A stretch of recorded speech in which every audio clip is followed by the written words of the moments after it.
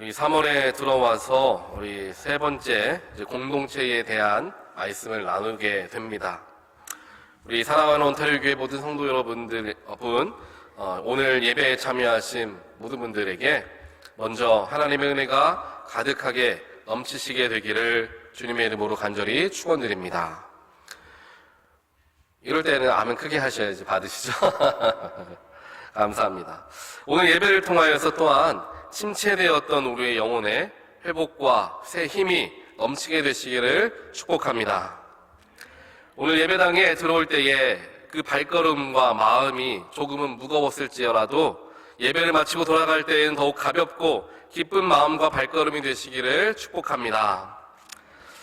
우리 하나님께서는 이러한 분이십니다. 바로 여기 앉아 계신 한 분 한 분을 누구보다도 사랑하시고 여러분들이 행복하길 원하시며 기쁨과 감사로 가득 찬 삶을 날마다 힘차게 살아가시기를 하나님은 누구보다도 원하시고 바라십니다. 여러분들이 고통 중에 있고 힘든 가운데 있을 때에 신음하게 놔두실 하나님이 아니십니다. 하나님은 그 자리에서 여러분들이 자리를 털고 일어서기를 원하시고 새 힘 주기를 원하시며 여러분들을 통하여서 기쁨과 감사가 넘치시기를 하나님은 너무도 원하신다는 것을 꼭 기억하시는 여러분 되시기를 바랍니다. 우리가 고통 중에 있을 때에도 우리와 함께 하시고 우리가 아픔 가운데 있을 때에도 그 아픔을 나누기를 원하시는 하나님께서 또한 예수 그리스도께서 우리의 눈물을 닦아주시고 우리의 모든 슬픔을 기쁨으로 변화시켜 주실 것을 믿습니다. 이 모든 것의 이유는 분명합니다. 우리 모두는, 여러분들은 하나님께서 누구보다도 사랑하시고 또한 존귀하게 여기시는 하나님의 바꿀 수 없는 아들과 딸이기 때문입니다. 바꿀 수 없는 아들과 딸을 포기하는 부모는 아무도 없습니다. 끝까지 인내하며 오래 참으며 우리가 회복되기를, 우리가 돌아오기를, 우리가 하나님을 바라보기를 끝까지 원하시며 포기하지 않으시는 분이 바로 우리 아버지 하나님이 되신다는 사실을 꼭 기억하시면서 아무리 우리가 힘듦과 어려움의 여정을 걸어간다 할지라도 그 속에서 소망을 놓치지 않는 저와 여러분 되시기를 다시 한번 주님의 이름으로 간절히 축원드립니다.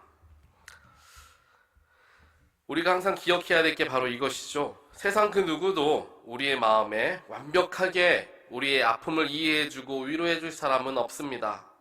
오히려 위로를 받으려다가 상처만 더 커지게 되는 경험을 하게 되기도 합니다. 왜냐하면 사람에게서 위로를 받는 것에는 분명한 한계가 있기 때문입니다. 저도 예전에 아무도 제 마음을 이해해주지 못하고 위로하지 못하는 그런 상황 속에서 하나님께서 제 마음의 모든 아픔과 눈물을 마치 봄날에 눈이 녹아내리듯이 완전하게 위로해 주셨던 경험들을 여러 번 했던 적이 있습니다. 그리고 하나님께서 저의 마음을 위로해 주셨던 그때와 더불어서 함께 연결되어져서 나타났던 것이 무엇이냐? 바로 주변에 있는 사람들을 통하여 저에게 위로를 또 한 번 확인시켜 주셨던 것을 항상 기억합니다. 즉 하나님께서 우리를 먼저 위로해 주시고 또 주변 사람들을 통하여서 또 우리에게 위로함을 허락해 주신다라는 것이죠. 저는 이제 목사가 되겠다라고 결단했던 때는 고등학교 3학년 때였습니다. 그러니까 중고등학교 때에는 목회자가 되려는 마음이 전혀 생각해보지 않았죠. 싫었다라기보다는 생각조차 하지 못할 때였습니다. 하지만 하나님의 은혜로 교회를 열심히 참여하고 또한 모든 예배와 또 주어진 부흥회다 여러 가지 새벽 예배에 다 참여하면서 하나님을 깊이 만나고 알아가고 있었던 때를 물론 학창 시절에 보냈죠. 하지만 제가 가지고 있었던 꿈은 목회자가 되는 게 꿈이 아니었고 의사가 되는 것이 저의 꿈이었다라는 말씀을 제가 한번 드린 적이 있습니다. 의사가 되는 게 꿈이어가지고 학창 시절에 교회에 가게 되면 목사님께서 그 옛날 목사님들 이런 얘기 많이 하셨어요. 여기 앉아있는 학생들 중에 교수도 나오고 의사도 나오고 대통령도 나오고 이런 말씀 많이 하셨어요. 그럼 그때 빠짐없이 의사도 나오고 할 때 제가 큰 소리로 혼자 아멘 외쳤던 그런 때를 제가 기억을 합니다. 그만큼 하나님께 의사가 되겠다라는 마음을 가지고 굉장히 많이 기도하고 열심히 노력했죠. 그 중에서도 제가 되고 싶었던 의사가 이제 치과 의사가 되는 게 제 꿈이었어요. 왜냐면은 치과를 가보면 항상 그런 게 조금 이빨을 치료하고 정말 조금 약을 입에다 발라주고 돈을 엄청나게 받아가는 거예요. 치과 의사가 되면 내가 저만큼 일하고 돈을 많이 벌 수 있겠다라는 어린 마음의 그런 생각에 내가 치과 의사가 돼서 돈도 많이 벌고 또 물론 하나님께 영광도 돌려야지 라는 마음에 치과 의사를 이제 막연하게 꿈을 꾸게 되었습니다. 그런 마음으로 제가 고등학교 3학년 때 얼마나 굉장히 열심히 공부를 했어요. 그래서 제가 저희 부모님께서도 저를 공부할 수 있도록 배려해 주셔서 이제 학교 기숙사에 들어가게 됐습니다. 학교 기숙사에 가면은 이제 6시면은 5시 반이면 잠을 깨워요. 이제 울리죠. 잠을 깨우면 이제 학생들이 밖에 다 이제 나와요. 밖에 나와서 운동장을 3바퀴를 이제 뜁니다. 3바퀴를 뛰고 이제 들어가서 밥을 먹고 이제 공부할 준비를 해서 7시에 학교에 들어가는 거예요. 그래서 학교 공부가 시작돼서 저희 학교는 이제 밤 11시까지 공부가 계속됐어요. 밤 11시까지 공부를 하고 기숙사에 들어와서 새벽 2시까지 의무적으로 공부를 해야 돼요. 의무적으로 공부를 새벽 2시까지 하고 이제 거의 뭐 한 5시간밖에 자지 못하죠. 뭐 5시간도 못 잘 때도 많고요. 그렇게 공부를 고등학교 3학년 동안에 열심히 공부를 했던 기억이 있습니다. 그런데 제 마음속에 항상 불안했던 게 뭐냐면은 학업이 우선이 되다가 만약 하나님께서 제 마음의 중심을 기쁘게 받지 못하셔서 제가 바라는 의사가 되지 못하게 하시면 어떻게 하나 라는 그런 불안함이 있었던 것 같아요. 그래서 영적으로도 절대로 게으르지 말자 이런 마음을 제가 많이 가졌습니다. 그래서 학교 바로 앞에 이제 교회가 하나 있었는데 거기에서 수요 예배를 항상 드렸어요. 근데 수요 예배가 그 시간이 딱 고등학교 학생들이 저녁 먹을 시간이 꼭 그 시간이었어요. 그래서 그 저녁을 대충 그냥 뭐 먹고 바로 예배에 가서 예배를 드리고 다시 학교 와서 공부하고 그런 일들을 했고 또 공부할 때에도 항상 잠언 말씀 계속 읽으면서 공부를 했던 기억이 있습니다. 그렇게 열심히 공부를 하고 열심히 기도해서 이제 정말 바라는 학교에 갈 수 있을 정도의 이제 성적이 이제 준비가 되어져 가고 있었어요. 그런데 그때 하나님께서 저를 부르시기 시작하시는 거죠. 저를 부르시면서 제가 여러분들에게 이제 콜링 스토리에 대해서 말씀을 드렸던 적이 있는데 하나님께서 꿈중에 나타나셔서 저에게 얘기를 하시는 거죠. 이제 의사 가운을 입고 저희 어머니 꿈에 먼저 나타나셔가지고요. 이제 하얀색 가운을 입고 어머니 앞에 나오는 저의 모습을 이제 어머니께 꿈으로 보여주시면서 이제 어머니도 제 기도 제목을 알고 있으니까 우리 아들이 이제 의사 되겠구나. 하나님 응답하셨구나. 라고 생각했는데 알고 봤더니 그 하얀색 가운이 의사 가운이 아니라 목사들이 입는 가운이고 또 이렇게 영적으로 순결한 모습으로서 나타나는 그런 가운의 모습이다 라는 것을 제가 뒤늦게 이제 알게 되었습니다. 그렇게 알게 되면서 하나님께서 저희 어머니를 통하여서 말씀하시고 또한 저에게도 믿지 못하는 저에게도 다시 한번 말씀을 허락해 주셨죠. 그 순간에 제가 목회자의 길로 가야 한다라는 마음이 들게 되었을 때 2가지 마음이 저에게 한꺼번에 들어왔습니다. 첫 번째로는 내가 지금까지 준비한 게 있고 또 하고 싶었던 일이 분명하게 있는데 이것을 내가 놓고 가자니 너무나 한마디로 지금까지 해온 게 약간은 아깝다라는 생각이 제 마음에 많이 들어왔어요. 그래서 그냥 하고 싶은 거 하다가 나중에라도 기회가 열리면 그때 목회하면 어떨까 하는 마음이 제 마음속에 들어오기 시작했어요. 그와 동시에 들어왔던 마음이 뭐냐면은 이제 목회자로 하나님이 부르시고 제가 학창시절에 교회 열심히 다니고 부흥에 많이 참여했으니까 부흥 강사님의 그런 이야기들 굉장히 많이 들었어요. 강사님들이 어떤 얘기 많이 하면은 하나님이 부르셨는데 하나님 부르신 거 응답하지 않으면은 뺑뺑 돌다가 고생하고 나중에 다시 가더라. 그 얘기를 많이 하셨거든요. 그래서 제 마음에도 그런 마음이 동시에 드는 거예요. 하나님이 부르셨는데 만약 내가 여기에 응답하지 않고 내가 원하는 대로 하면은 결국에 내가 하고 싶은 것도 다 안 되고 나중에 목회의 길로 갈 수 있겠구나라는 그런 좀 무서운 마음이 제 안에 동시에 들게 되었습니다. 그런 어려움과 감정적인 그러한 문제 속에서 어찌할 바를 몰라 정말 어려움 중에 있었던 그때에 하나님께서 저에게 말씀을 허락해 주시고 그 말씀을 통하여서 다시 한번 하나님의 콜링이 분명한 하나님의 콜링이다라는 것을 확신하게끔 저에게 나타나 주셨고 말씀해 주셨습니다. 그렇게 하나님께서 저에게 말씀하시면서 저를 다시 한번 목회자로 부르신 것을 확인시켜 주셨고, 그 다음에 저에게 위로로서 저에게 찾아와 주었던 사람들이 바로 저와 함께 교회를 다녔던 교회 친구들이었습니다. 그 교회 친구들이 저를 위해서 얼마나 열심히 기도해주고, 또 저를 마치 자기의 일을 고민하는 것과 같이 저에 대해서 이야기 들어주고, 또한 함께 있어 주었던 그 친구들의 위로 때문에 제가 다시 한번 마음을 붙잡게 되었죠. 원래 오늘 설교를 준비하면서 제가 이 부분에 쓰려는 예화가 다른 얘기였어요. 그 군대 갔을 때 얘기를 제가 하려고 했었는데, 제가 이 학창 시절에 콜링 받았던 얘기를 해야 되겠다라고 마음을 먹게 된 이유가 뭐냐면요, 오늘 함께 찬양했던 지존하신 주님 앞에 그 찬양 있잖아요. 그 찬양이 제가 고등학교 그 정말 어려웠던 때 막 고생하고 막 고민하고 어떻게 해야 되나 염려하고 있을 때 교회에서 굉장히 많이 불렀던 찬양이었어요. 이 찬양을 들으니까 그때의 마음을 하나님께서 허락해 주시면서, 그래, 그때 하나님께서 나를 얼마나 위로하여 주셨고, 하나님께서 위로하신 것과 더불어 주변에 있는 사람들을 통하여서 저를 위로해 주셨나라는 마음을 다시 한번 생각해 보게 하시면서 오늘 그렇게 해 주셔서 제가 이 말씀 자리에서 그때에 받았던 위로하심을 제가 나눠야 되겠다라는 생각을 하게 되었습니다. 저뿐만 아니라 아마 여기 계신 모든 분들 역시 삶의 어려움과 문제를 경험하지 않아 보셨던 분들이 아마 아무도 없으실 것입니다. 삶의 어려움과 고통 속에서 어떻게 해야 될지를 알 수 없는 때를 우리 모두는 보낸다라는 것이죠. 삶의 문제와 어려움 속에서 갈 바를 알지 못하고 어떤 것이 옳은 길인지도 모른 채 살아갈 때가 분명하게 있다라는 것입니다.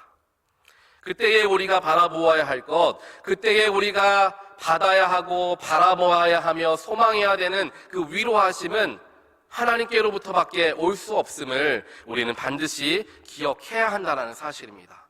가장 먼저 주어지는 위로하심은 하나님의 위로하심이 되어야 한다는 사실이죠. 사람의 위로는 그 뒤에 쫓아오는 것입니다. 사람의 위로가 먼저 찾아오게 되면요, 언제든지 그 사람 때문에 우리가 흔들리거나 넘어지는 일이 생기게 됩니다. 하지만 우리에게 주어지는 위로와 우리에게 주어지는 은혜가 하나님께로부터 먼저 시작되어져서 우리 주변으로까지 연결되어지게 되었을 때 그 위로가 참된 위로임을 우리는 경험할 수가 있게 된다는 것이죠. 하나님만큼 우리 마음의 중심까지 깊숙이 들여다보시고 헤아리시는 분은 아무도 이 세상에는 존재하지를 않습니다. 진정한 위로는 하나님께로부터 나올 수밖에 없다는 사실이죠.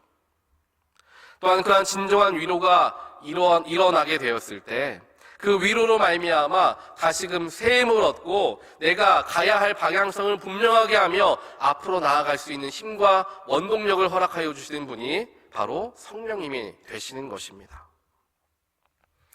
사랑하는 온타rio 교회 모든 성도 여러분, 우리 가운데, 여러분들 가운데 바로 이러한 놀라운 위로와 하나님의 은혜가 가득하시게 되기를 주님의 이름으로 간절히 축원드립니다. 하나님께 받는 위로, 하나님이 허락하여 주신 은혜가 우리에게 가장 귀하고 족함을 우리는 우리의 입술로 먼저 고백할 수 있어야 한다는 것이죠. 그러한 하나님의 위로가 바탕이 된 후에 그 다음에 주어지는 위로와 은혜는 바로 우리 교회 공동체, 신앙 공동체에서 일어나게 됩니다. 오늘 우리가 함께 읽은 고린도 후서 1장을 보게 되면 하나님 안에 모든 자비와 온갖 위로가 있다라고 3절에서 먼저 이야기를 하죠. 사람에게서 위로받으십시오라고 얘기하지 않습니다. 먼저 얘기하시는 것이 그는 자비로우신 아버지요 온갖 위로를 주시는 하나님이다. 자비하신 아버지다라는 표현과 위로를 주시는 하나님이다 라고 분명하게 이야기합니다. 그런데 그냥 위로가 아니라 온갖 위로, 세상에서 있을 수 있는 모든 아픔을 커버할 수 있는 그런 온갖 위로하심이 하나님 안에 있음을 분명하게 먼저 이야기하고 있다는 것이죠. 세상에서 얻을 수 없는 놀라운 평강과 나를 향한 위로가 하나님에게서만 나온다라는 것을 이야기하는 것입니다. 하지만 세상은 어떻습니까? 마치 물질이 혹은 명예가 혹은 주변에 있는 사람들이 우리에게 위로를 줄 수 있는 것처럼 우리를 속이려 합니다. 하지만 깊은 아픔과 슬픔 속에서 세상 그 어떤 것도 우리에게 참된 위로를 허락해 줄 수는 없습니다. 오늘 말씀 3절에 기록되어 있는 것과 같이 하나님 안에서만 모든 자비와 위로를 얻게 된다는 것은 우리 신앙의 가장 기본 그리고 근간이 되어집니다. 이것을 먼저 신뢰하고 믿어야 다른 모든 선한 일들이 우리로부터 시작되어지기 때문이죠. 그렇다면 우리는 하나님이 이러한 위로의 하나님이다라는 것을 어떻게 믿고 어떻게 신뢰할 수 있을까요? 성경에 나오니까 하나님이 말씀하셨으니까 무작정 믿으면 됩니다 라고 할 수 있을까요? 그렇지 않습니다. 하나님께서는 그냥 내 안에 모든 위로가 있다, 그러니 너희는 내 말을 믿어라, 이렇게 말씀하시지 않으셨습니다. 하나님께서는 말로만 하시지 않고 직접 몸으로 행하시면서 자신이 위로의 하나님이라는 것을 분명하게 우리에게 드러내 보여주셨습니다. 그것이 바로 예수 그리스도로 성육신하는 사건이죠. 인간이 지고 있는 모든 질고와 아픔과 고통을 하나님께서는 예수의 몸으로써 감당하셨다라는 것입니다. 그를 통하여 슬픔과 고통 중에 거하는 온 인류를 구원하시게 되었고요, 진정한 위로를 허락해 주셨습니다. 그렇기 때문에 하나님께서는 예수를 통하여 진정한 위로를 우리에게 허락하여 주셨고, 그 예수가 그 증거가 됨을 바라보고 믿는 것이 이미 큰 위로를 받은 우리가 마땅히 해야 하는 일이 되는 것입니다.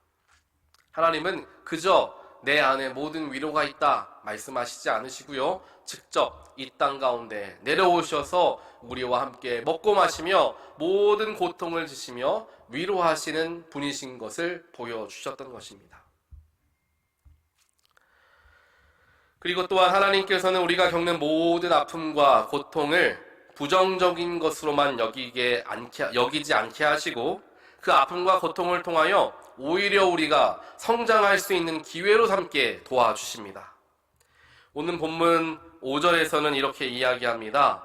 그리스도의 고난이 우리에게 넘치는 것과 같이 그리스도로 말미암아 우리의 위로도 또한 넘칩니다 라고 이야기하죠.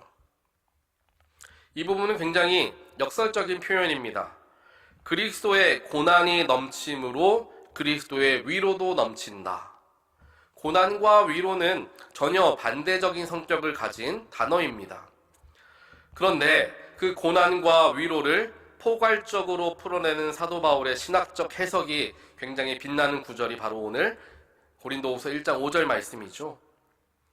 예수 그리스도께서 고난을 당하셨습니다. 그 무엇과 비교할 수 없을 정도로 감정적으로 또한 육체적으로 극도의 고난을 당하신 분이 예수님이십니다. 그런데 예수님께서 그 고난을 당하셨기 때문에 예수를 구주로 믿는 우리들의 위로가 된다는 이야기죠. 왜냐하면 예수님의 고난의 십자가로 인하여서 우리는 죽음에서 건짐을 받게 되었습니다. 예수의 십자가의 죽으심으로 말미암아 우리를 묶고 있던 모든 질고로부터 우리는 해방되어지게 되는 진정한 위로를 받게 되었다라는 것이죠. 그렇기 때문에 예수를 통하여 고난을 바라보게 되고 예수를 통하여 위로를 받게 되어진다라는 것이 굉장히 옳은 이야기가 된다라는 것입니다.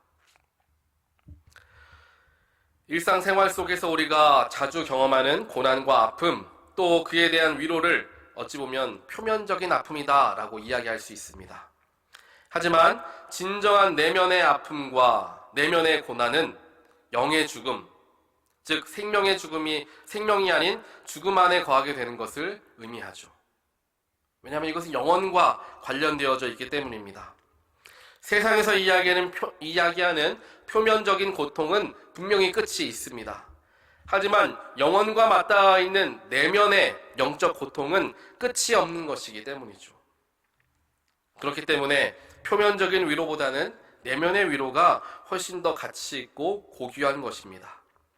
이렇게 우리의 영적인 것을 위로해 주시는 분, 우리의 내면을 위로해 주시는 분은 예수 그리스도밖에 없음을 우리는 반드시 기억해야 합니다. 그렇기 때문에 진정한 위로를 세상 사람과 환경에서 얻으려 하는 것이 아니라 예수에게서부터 얻어야 함을 강조해서 말씀드리는 것입니다. 오늘 말씀을 마음의 새김을 통하여서 하나님 안에서 우리의 모든 영적 고통과 아픔이 치유되고 또한 위로받게 되는 우리의 삶이 되시기를 다시 한번 주님의 이름으로 간절히 축원드립니다. 이렇게 하나님 안에 진정한 위로가 있음을 믿고 신뢰한 뒤에 그 믿음대로 하나님께 위로를 받은 우리가 그 다음에 해야 할 것이 바로 공동체 안에 위로를 우리가 선포하는 것이죠. 오늘 본문의 4절 후반부에서는 이렇게 이야기합니다. 따라서 우리가 하나님께 받는 그 위로로 우리도 온갖 환난을 당하는 사람들을 위로할 수 있습니다. 하나님께 받은 그 위로를 가지고 환난 당하는 사람을 위로하게 된다라는 뜻입니다. 이 순서가 굉장히 중요해요. 저에게 가끔씩 갑작스러운 신방을 요청하는 성도님들이 저희 교회뿐만 아니라 여러 교회들에서 있었습니다. 대부분 갑작스러운 아픔을 혹은 문제를 경험하는 분들이 이러한 요청을 하시게 되겠죠. 이런 경우가 생기게 되면 저는 바로 하나님께 엎드려 기도부터 합니다.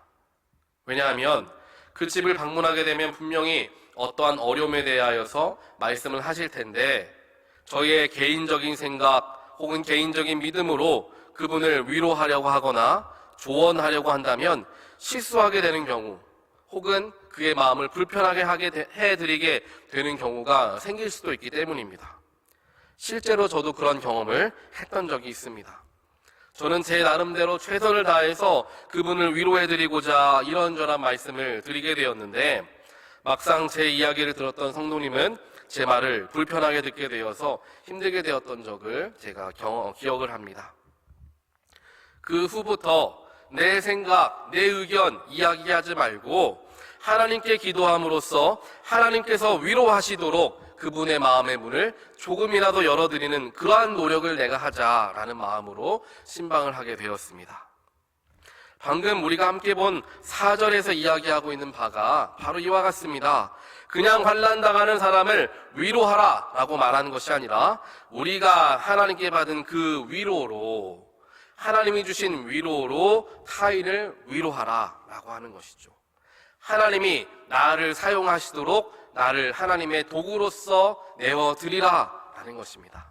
내가 하는 게 아닙니다. 내가 위로 주는 게 아닙니다. 내가 그 사람 눈물 닦아주는 것이 아닙니다. 나를 통하여 하나님을 바라볼 수 있도록 그 사람의 마음의 문을 열어주는 역할, 하나님을 보여주는 통로의 역할을 우리가 감당해야 한다는 것입니다. 그런데 우리가 쉽게 범하는 잘못이 아까 말씀드렸던 것과 같이 내가 누군가를 위로하려고 한다는 것입니다. 만약에 내가 위로를 해줘서 상대방의 마음이 편안해지게 된다면 그 사람을 위로하는 사람은 누굽니까? 바로 내가 되죠. 그리고는 내 스스로를 자랑스럽게 여기게 되기도 할 것입니다. 하지만 우리가 타인을 위로할 때에 나라는 사람은 빠지고 하나님께서 나를 통해 그를 위로하실 수 있도록 그 공간을 성령님께 내어드린다면 그 자리에 남는 것은 나의 이름이 아닌 하나님 이름 하나만 된다라는 것입니다. 그런 위로가 진정한 위로이고요. 그러한 진정한 위로가 교회 공동체에서 활발하게 일어나야 한다라는 것을 이야기하고 있는 것입니다. 사랑하는 성도 여러분, 내가 위로하는 것이 아닙니다. 내가 누구를 설득하고 누군가의 마음을 변화시키고 그렇게 하는 것이 아닙니다. 진정한 주체는 하나님께서 하실 수 있도록 나라는 존재는 철저히 가리워져야 하는 것이죠. 내가 하나님께로부터 받은 위로로 상대방을 위로하게 된다면 교회 안에는 특정한 누군가의 이름이 남겨지는 것이 아니라 하나님의 이름만이 남겨지게 되는 것입니다. 이것이 진정 하나님께서 원하시는 교회의 위로의 공동체가 되는 것입니다. 공동체 시리즈 첫 번째 설교 중에 말씀을 드렸던 것과 같이 교회라는 곳은 어떠한 곳이 되어야 하는가, 그것에 대한 큰 틀 안에서의 모습들을 제가 설명을 해드렸습니다. 그것은 바로 내가 먼저 하나님 안에 거하는 삶을 사는 것, 그리고 그 속에서 위로도 경험하고 감사와 기쁨도 경험하게 되는 것, 이것을 두고 고독의 순간을 경험하는 것이다 라고 말씀을 드렸습니다. 하나님과 나와의 절대적인 고독의 순간을 충분히 경험한 후에 나아가는 곳이 공동체이다 라고 말씀을 드렸죠.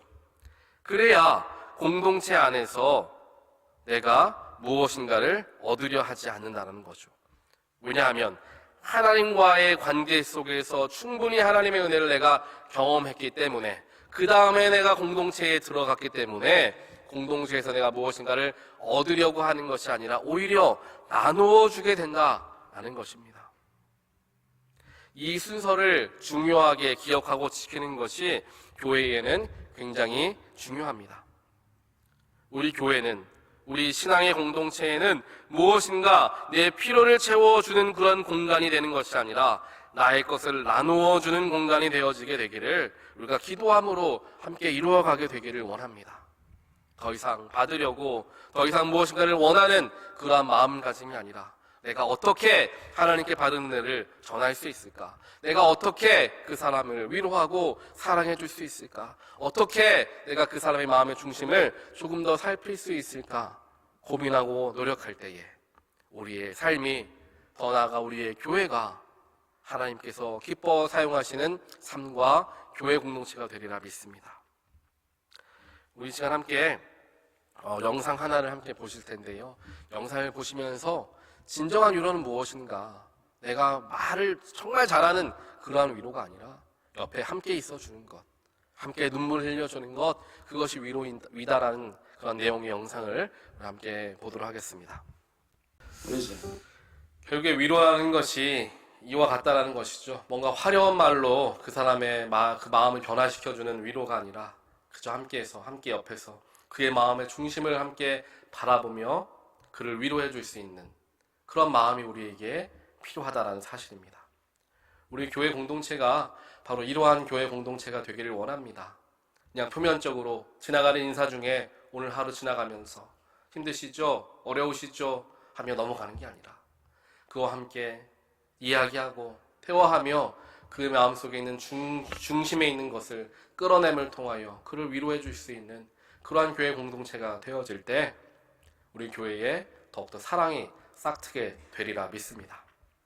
모든 말씀을 기억하시면서 하나님께서 진정으로 원하시는 공동체에는 하나님 주시는 은혜를 가지고 서로를 위로하는 공동체임을 다시 한번 기억하며 우리가 또한 우리에게 바로 그러한 사명이 주어졌음을 다시 한번 생각하고 깨우치는 우리 모두가 되기를 다시 한번 축복드립니다.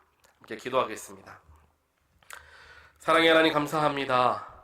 때론 우리가 말할 수 없을 정도의 고통과 아픔 가운데 누구도 나를 이해해 줄 수 없는 그런 때를 경험합니다.